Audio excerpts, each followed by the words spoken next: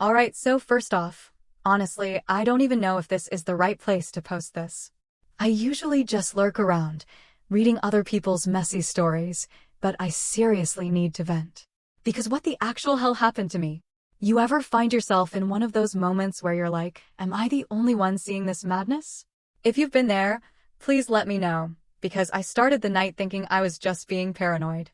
But by the time it was over, I was ready to full-on dropkick somebody, and I wish I was joking. Let me back up a bit. So I'm Jenna, 25 years old, hey there. I've been living with my boyfriend Trevor, he's 29, for about 14 months now. We've been together almost 3 years, though after this, I don't even know if that still counts. And no, it wasn't some romantic, let's move in together because we're in love thing. It was more like his lease ended, my old place was falling apart, and it just made sense logistically. Not gonna lie, I thought it might be fun. And in the beginning, it kinda was. Until it just wasn't. Anyway, fast forward to this past weekend. We got invited to this party, not even by our friends, but by Madeline, our landlord's daughter. She's like, you two are always chill about the rent stuff, come hang out. I'd only met Madeline once in person before. She's more of a group text reminder kind of landlord, not really the face-to-face type. But Trevor jumps on it, saying it'll be great for networking. Networking for what? No idea. He throws that line around every time there's a backyard barbecue, like he's running for office or something. I said sure, mostly because I hadn't been out in a while, and I figured worst case, there'd be snacks. If it got lame, I could always sneak out early. So we show up, and it's way fancier than I expected. Not like mansion fancy, but definitely above the usual fold-out chair vibe. Real glasses, someone curating a playlist through a decent Bluetooth speaker. It wasn't even staticky, which honestly surprised me. But right off the bat, something feels off. Madeline's wearing this velvet top that looks like it cost way too much, and pretty much everyone there seems to know each other, except us. And Trevor? He's acting like he's on some late-night talk show or doing improv. He's extra touchy, laughing too loud, keeps nudging me like he wants me to mingle and work the room. Meanwhile, I'm just trying to find the chips. I end up chatting with Madeline about how the shower pressure in our unit's been trash, and how the dryer sounds like it's coughing up its last breath. But I notice Trevor already has a second drink in hand, and I haven't even finished my first. I try to play it off with a joke, like whoa, slow down, going hard for a Saturday? And he just shrugs, says something like, gotta unwind after a week of your nagging, completely deadpan. Not even a smirk. That one hit me harder than I'd like to admit, but I let it slide. He's always been the snarky type, but lately his jabs have been feeling a little sharper. I know I can be a bit of a stickler, sure, but if I don't remind him about bills, guess who gets the angry rent texts? Hint, it's not him. So like half an hour into the night, I realize I'm just kind of trailing behind him, grabbing his empty cups, trying to keep things from being a total mess.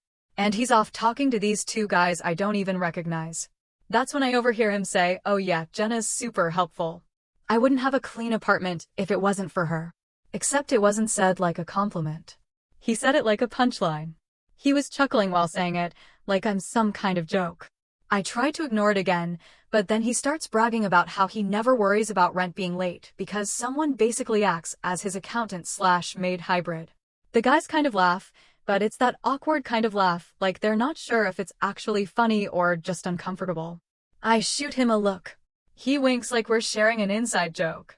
I head to the kitchen for another drink, mostly because I'm irritated and need a second to cool off. This is where things start spiraling.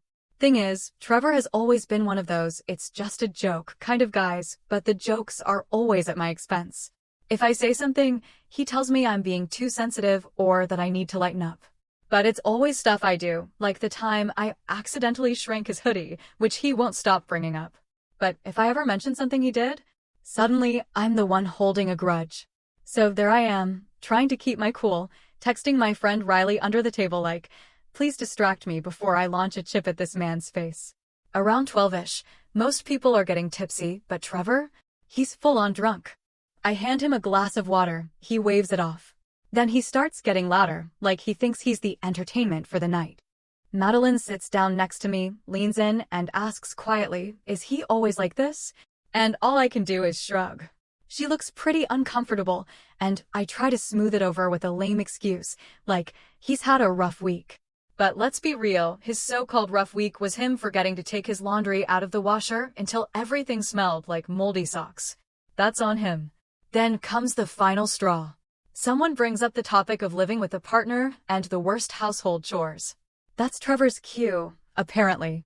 He stands up, drink in hand, like he's making a toast and says, "Oh, you want to know what it's like living with Jenna? She's basically my maid with benefits. Great for scrubbing toilets and paying rent, but way too boring for anything else." And yeah, he actually said that. Out loud. To everyone. The room goes dead quiet. I look around and Madeline's got this look like she just witnessed a car crash. A couple of his buddies chuckle nervously, but it's that please don't make eye contact kind of laugh. I don't say a word. I just quietly stand up and head for the hallway. Then this guy, Trevor, he grabs my wrist. Not hard, but enough to stop me. He smirks and goes, "Oh look, she's leaving. Come on, sit down, Jenna." Then he actually turns to the group, holds up my purse, and goes, "Look at this. She doesn't even have the guts to leave." Pathetic, right? And some people laugh. Not all, but enough that I felt the heat crawl up my face. Madeline stares at the floor like she wants to disappear. I yank my wrist back. He didn't let go right away, but I pulled until he had to. It wasn't pretty. And for a second, I just stood there, frozen, not knowing what to do. I didn't want to make a bigger scene, but I sure as hell wasn't about to cry in front of them. So I walked back, sat down, took my purse from his hand, and just held it in my lap.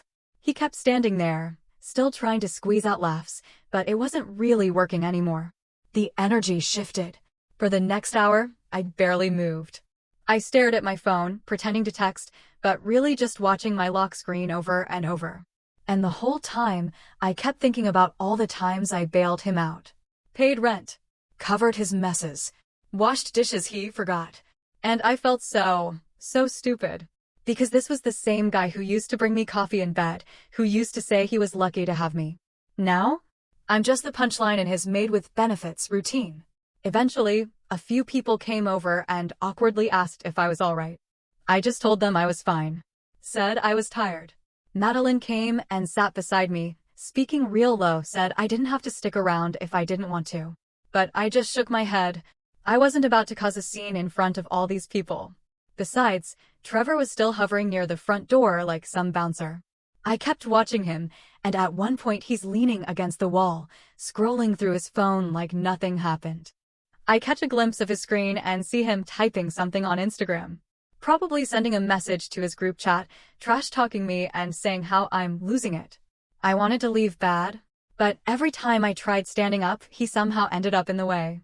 There was even this one moment where Madeline tried to get by him to let her dog out, and he completely ignored her. Just stayed planted in the hallway like a roadblock. She ended up shoving him a bit just to squeeze past. He stumbled, almost dropped his phone, and actually got annoyed with her for it. She didn't even flinch, just looked at him and told him to move. Watching that go down, it hit me, okay, so it's not just me. He really is like this. It's his default. The center of attention, always. And if the spotlight drifts away, he drags the whole room down with him. Once I started noticing, it became so obvious. I sat there in silence, observing everything like I was seeing it for the first time. Meanwhile, my phone kept buzzing. Riley was checking in, texting to ask if I was okay. I replied with a simple "I'm fine." Said I'd call her later. Then my mom texted me too, which was weird. She never texts that late at night. She asked if I was still planning to stop by tomorrow. I almost used that as my excuse to bail, almost sent her a yes, just so I'd have a reason to leave. But I didn't want to start drama in front of strangers. I knew Trevor would make a scene if I even tried to slip out the door. So I waited. Finally, around 2 in the morning, the party started winding down. People were grabbing their coats and heading out. I stood up, grabbed mine too, and made my way to the door. Trevor was still there, arms crossed, blocking the doorway. He didn't say a word, just stared me down. I didn't acknowledge him. I walked right past. He mumbled something under his breath, no clue what it was. Probably more of the same condescending crap. I stepped outside and paused on the porch for a minute, just trying to breathe. My hands were shaking. A second later, Madeline followed me out and handed me my phone charger. I'd left it plugged in. She looked like she wanted to say something, but instead just said, "Let me know if the dryer gets worse." I nodded, thanked her, and headed home. The walk back to the apartment was only about 5 minutes, but my brain was spinning the entire way. I kept replaying everything, every word, every smirk, every time he brushed me off like I was nothing. I got home, walked straight to the bedroom, and crawled into bed without a word. Trevor came in a little later, slamming the front door like a child throwing a tantrum. He didn't look at me, just kicked off his shoes and stomped off to the bathroom. I laid there, wide awake, scrolling Reddit and typing all of this into my notes app so I wouldn't forget a single thing. That's how my Saturday night ended. And honestly, I'm still so angry I can barely think straight. My hands are literally trembling. I don't know what the next step is. But what I do know, I'm not letting this go. First update. Alright, I didn't think I'd be back here so soon, but a bunch of you asked for the next part, and truth be told, typing this out is the only thing keeping me from screaming into a pillow right now. I'm still too mad to think straight. I've had maybe 3 hours of sleep and a giant iced coffee that's doing nothing but fueling my rage. So here's where we are. I woke up the next morning, after that dumpster fire of a party, and checked my phone. It was flooded. I had 22 missed calls from Trevor's parents, a bunch of texts from his mom, stuff like, "Please call us, are you okay?" and "Can we talk about Trevor?" Even missed a FaceTime call from his sister. I just stared at the screen and then turned my phone on silent. Couldn't bring myself to deal with any of it. I lay back down, just staring at the ceiling for a while, too numb to move. Meanwhile, Trevor was passed out on the couch, snoring like he didn't have a care in the world. That's weird in itself. He never sleeps out there unless he's trying to make some dramatic point. But clearly he got home and passed out cold. I walked past him to make myself some cereal. He mumbled something as I stepped over his shoes, but didn't even open his eyes. And the kitchen? Looked like a frat house exploded. Solo cups from last weekend still on the table. Sink packed with his dirty dishes. The counter sticky with dried sugar from the time he tried to make homemade margaritas and ended up coating the place in chaos. It literally looked like a toddler hosted a party and forgot to clean up. I stood there and just thought, I'm the only one who ever does anything around here. Every time. I couldn't even remember the last time he took out the trash without me reminding him. He always says he just doesn't notice messes, but somehow he always notices when I miss a spot. I sat down with my coffee and tried to figure out what my next move was. I could just leave. Text Madeline, tell her the rent's his problem now. I could pack a bag, crash at my mom's, or stay with Riley for a few days. But honestly, I want him to feel this. Really feel it. I want him to wake up one day and realize just how much I did. Because right now, he's clueless. And after what he pulled at that party, I'm not in the mood to be the bigger person. So yeah, I got petty. Proudly. I opened my notes app and started making a list. Every single thing I've paid for. Every time I covered rent when he forgot. Every bill I set up. Every cleaning supply I bought. All the little things he let slide because he knew I'd handle them. And that list? It's long. I scrolled for over a minute. Toilet paper. Swiffer refills. Laundry cards. Trash bags. Paper towels. That stupid lemon-scented candle he loves. I even found old Venmo receipts from when he couldn't get into his account, and I had to cover the internet bill for 5 months. Never paid me back, just kept saying, I'll get it next time. The more I dug through, the angrier I got. I started walking around the apartment, taking pictures of all the stuff that's actually mine. The couch? Mine. The TV? I bought it before I even met him. The plates, the silverware, the sheets on our bed? All mine. The microwave, mine too. The only things that belong to him are an ugly lamp from his parents and a broken electric kettle he swears he'll fix eventually. Spoiler, he won't. I started mentally organizing what I could take without needing a moving truck. What do I care about? What could disappear and actually leave a dent? That's the stuff I'm planning to grab. I texted Riley and asked if I could borrow her car next weekend. She replied with a middle finger emoji and a say less. God, I love her. The whole morning I ignored Trevor. He finally staggered into the kitchen around noon, looking like he got hit by a truck. Made a big show of pouring water and rubbing his temples like I was supposed to feel sorry for him. I sat at the table scrolling on my phone, not even pretending to care. I wasn't making him breakfast. I wasn't saying good morning. I was done. Eventually, he tried making small talk. Told me he didn't remember much from last night. I looked him dead in the eye and said, "You said enough last night." He blinked like he didn't get it at first, then slipped into his usual defense mode. "Oh, come on," he said. "You know I was joking. Everyone jokes like that." I didn't even bother answering. I just stared at him. After a second, he huffed and went back to sulking on the couch. My mom called not long after, checking in to see if I was still coming to dinner. I guess she could tell something was off, but I just told her I wasn't feeling great. Said I'd text her later. She asked if Trevor was coming with me. I couldn't help it. I actually laughed. She didn't press the issue. Just said, "Call me if you need anything." Looking back, I probably should have told her right then and there. But I didn't want to hear the "we warned you about him" speech. You know how parents are, they never let that stuff go. Trevor spent the rest of the afternoon glued to his phone, flipping through TikTok and chatting with his little group of college buddies. I heard him chuckling at first, then things went quiet. I peeked over and saw he was in a group chat with Logan and Blake, his two ride-or-die friends. They were talking about how awkward the party had been. One of them said Madeline looked pissed. Trevor just replied, "She'll get over it. She always does." I took a screenshot not because I planned to use it for anything, but just to have it. Proof that he knew what he did. Around 4, I started quietly packing. Nothing too obvious, just the essentials. My chargers, makeup bag, favorite hoodie, headphones, a few books, my laptop, all stuff he'd never even notice was gone. I tossed everything into a bag, carried it down to my car, and stashed it in the trunk. He didn't even ask where I was headed. Just mumbled, "Grab chips if you stop at the store." I slammed the door behind me. I sat in the car for a while, just breathing, letting the engine idle. Then I drove over to Riley's and dropped the bag off. She didn't say a word, just handed me a soda and turned on some music. God, I almost cried. Almost. But I held it together. When I got back home, Trevor was deep into Xbox, screaming at some kid about spawn points or camping or something.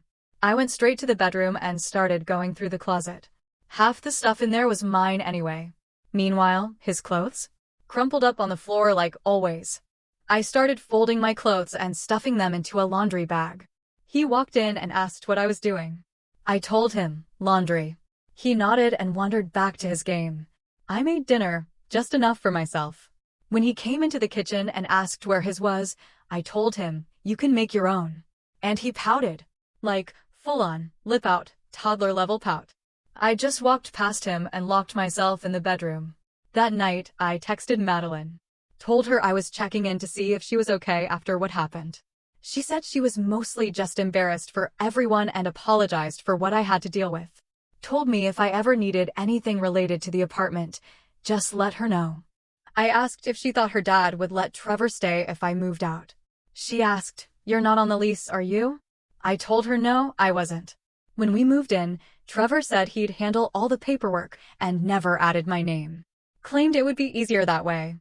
She said, "Then he's the one responsible for the rent." I replied, "Good to know." She sent back a thumbs up emoji. I actually started to feel a little better. Next morning, I kept at it. Packed more stuff.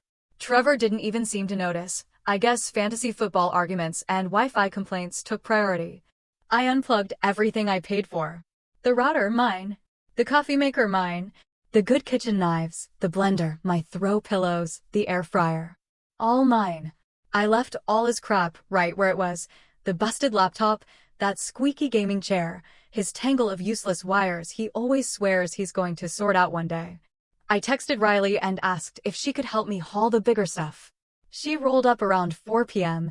and we loaded her car with boxes. Trevor came out and asked what we were doing. I said, "Moving a few things." He shrugged, said cool, and went right back inside. I saved the big essentials, my bed, my dresser, bathroom stuff, for the next day. I figured I'd grab them while he was at the gym. He hits the gym every Tuesday at 8 p.m. like clockwork. Always posts a sweaty mirror selfie on Snapchat like he's training for the Olympics. I texted Madeline to let her know I'd be out by the weekend. She told me just to keep her updated if anything came up. I said I'd drop my keys in the mailbox that night. Trevor kept acting like everything was normal. Asked if I wanted to watch a movie. I told him, no thanks. He pouted. Again. I nearly laughed. He wandered into the kitchen and complained that everything was gone. I said, maybe go to the store. He snapped, why are you being like this? I looked at him and said, you know exactly why. He rolled his eyes and walked off. I locked myself in the bathroom and just sat there for 20 minutes, staring at the wall. Then my mom called again. I finally picked up and told her the truth. I'm moving out. She didn't even sound surprised. Just said, oh honey, do you need help moving? I said, maybe, but Riley's helping. Then she asked if I wanted to stay with her for a bit. I told her, maybe, but I think I'll be okay. She said, all right. Just let me know. I almost told her everything right then. But I didn't. Here's where it gets good. Next day, 6 p.m. sharp. Trevor leaves for the gym. I text Riley. She pulls up. We grab the last of my stuff. I leave a note on the kitchen counter, a neat little list of everything he owes me for the past year. Rent, bills, groceries, cleaning supplies, every last item. And at the bottom I scribbled, your turn to pay. Don't forget the toilets. Dropped my keys in the mailbox. Took one last look at the place. It looked empty. Not just in a physical way, like emotionally hollow. Messy. Sad. Off.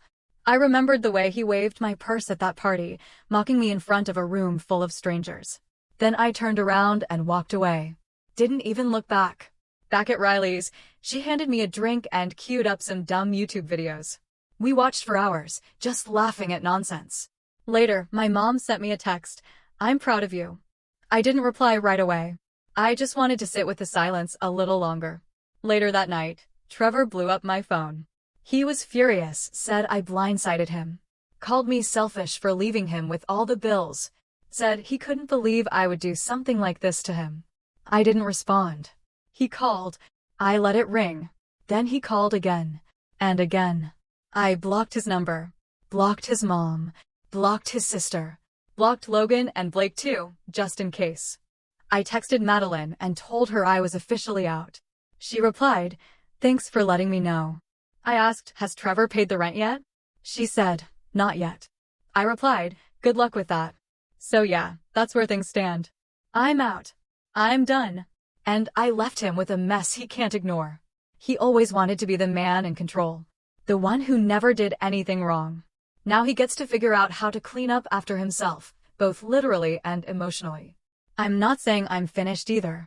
If he wants to keep playing games, well, I can play too. But for now, I'm letting him stew in his own disaster. Maybe, just maybe, he'll finally see who the real joke is. Let me know if you want another update. Because something tells me this story isn't over yet. I also kind of need a space to vent before I lose it and start yelling in the group chat again. Riley's already threatened to show up with a bottle of wine and a baseball bat, and honestly, I don't even know who she'd go after first, me or Trevor. Probably both of us. Right after I moved out, I figured Trevor would go quiet. Maybe talk trash about me to his friends, play the victim, then just deal with it and move on. But nope. Drama King went full meltdown mode. I wasn't even fully out of Riley's car when the angry texts started rolling in one after another, all in caps. He said I set him up, accused me of ruining his life, and claimed his parents were losing it because they thought I went missing. Apparently, they were calling him nonstop, asking what the hell was going on. And I'm sitting there like, dude, maybe you should have thought about that before standing up at a party and calling me your maid in front of half the neighborhood. I ignored every message. I wasn't about to give him the reaction he wanted. Riley kept telling me to block him, and I already had, but he started using different numbers. He even sent me DMs on Instagram and Facebook. Facebook, which I haven't touched in like a year. I didn't open any of it. He probably thought I'd respond just to shut him up, but nope, not this time. What I didn't expect was how quickly his money problems would catch up. Madeline texted me about 3 days after I left, asking if I knew when Trevor planned to pay the rent. I just sent her a screenshot of one of his old, I'll get it next time texts and replied, not my circus anymore. She sent back a string of laughing emojis, followed by a simple yikes. Apparently, Trevor had told her that I'd be covering the rent if anything came up. Which is actually hilarious, considering I told her I was done. Gone. Out. It's like he really thought I'd keep managing his life from a distance. Now, here's where things get interesting, the group chat. So Trevor and I were part of this shared chat with a bunch of his friends, Blake, Logan, Sienna, and their girlfriends. It was mostly used for dumb memes, weekend plans, and takeout debates. I hadn't said much in there for months, but I finally decided, you know what? If he's going to try and paint me as the bad guy, I'm not keeping quiet.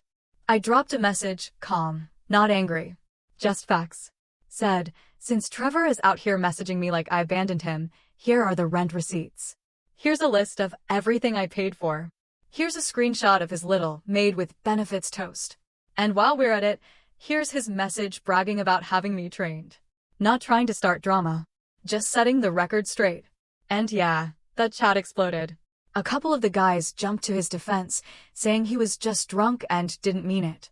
Sienna chimed in and said she always thought he treated me like crap, and she was actually glad I'd finally walked away.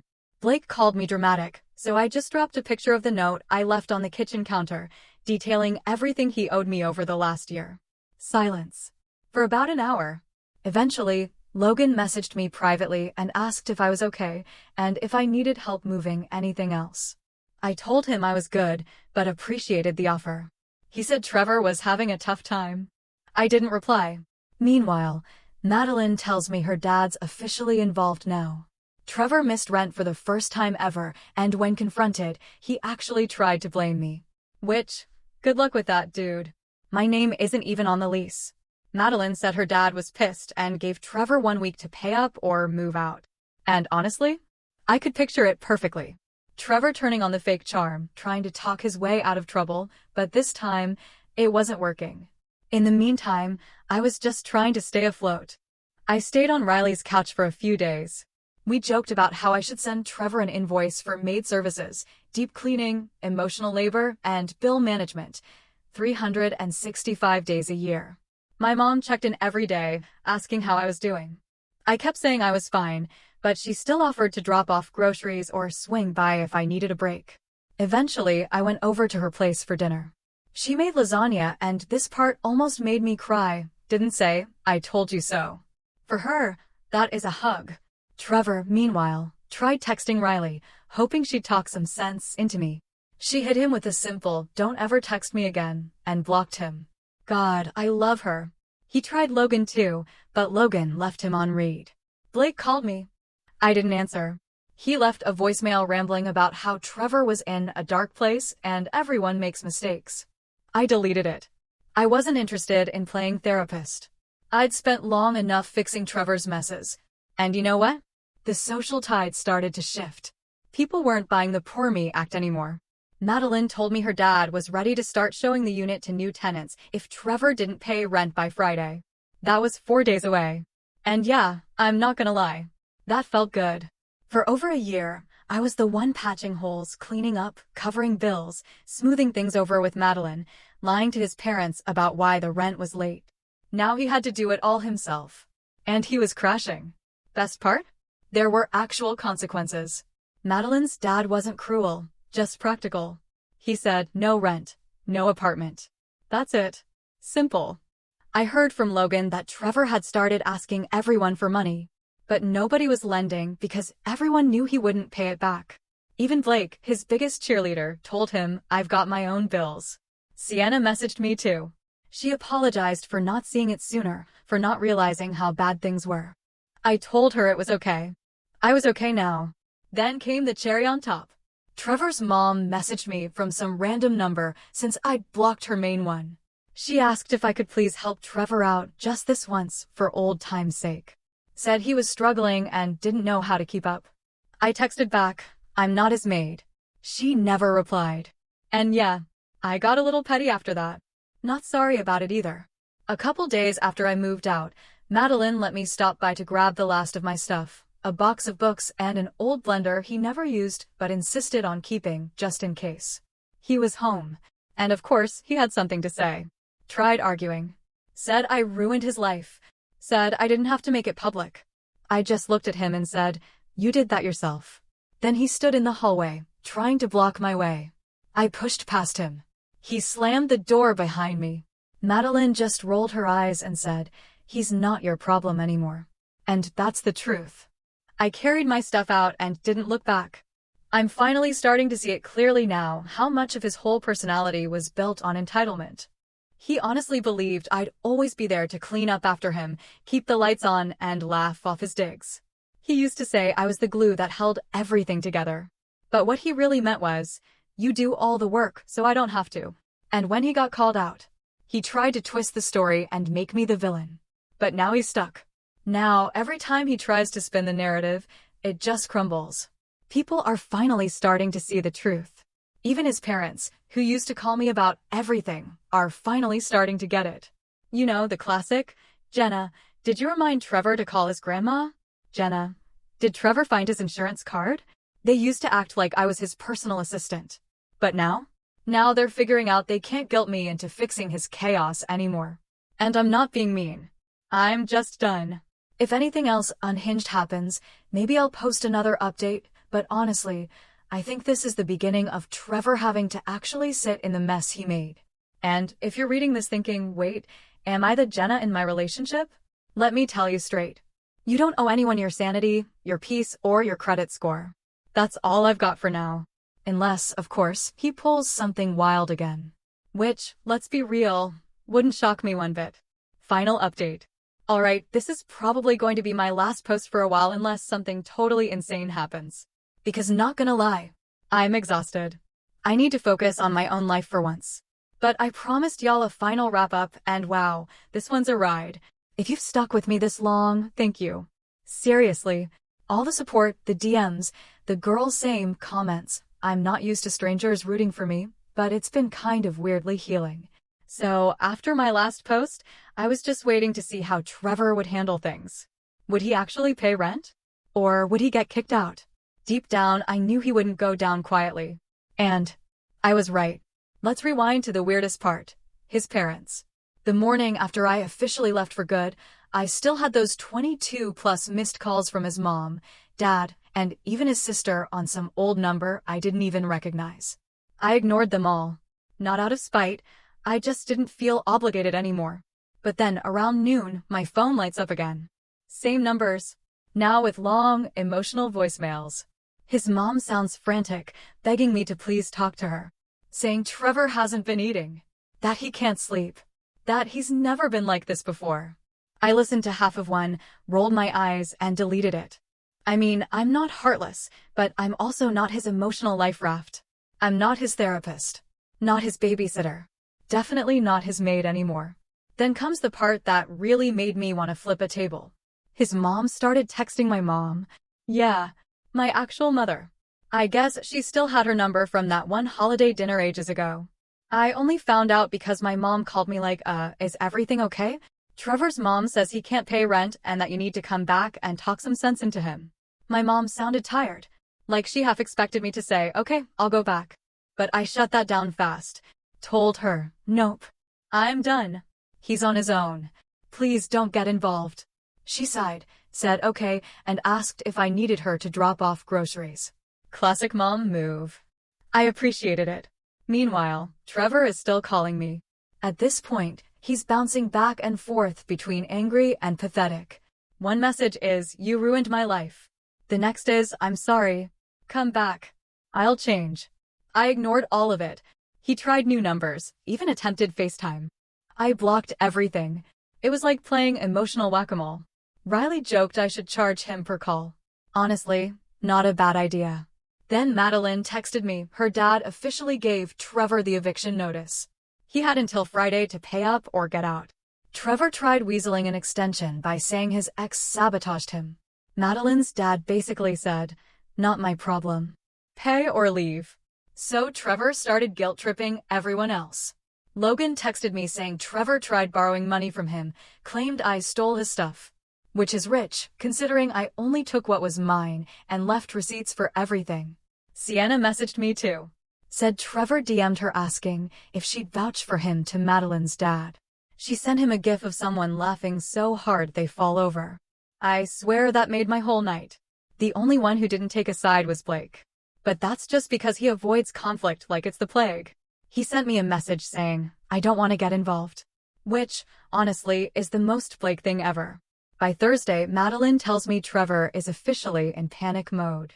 Behind on rent. Behind on the internet bill. Probably behind on his random monthly subscriptions too. I still get emails about his meal kit account. Not my problem. I guess when Madeline's dad stopped responding, Trevor called his mom again. So she called me. Again. This time, I picked up, mainly because I was sick of it. She starts in, "Please, Jenna. I know he messed up, but he's not good at life stuff without you. He's so lost." And I just cut her off. "I'm sorry, but I'm not part of this anymore. Talk to your son. Not me." She got a little teary. I said goodbye and hung up. Here's the thing. Trevor has always gotten away with everything. His parents baby him. His friends either excuse it or joke about it. And I was just the latest person in line to carry the weight. He makes noise when he's embarrassed. Cracks jokes when he's anxious.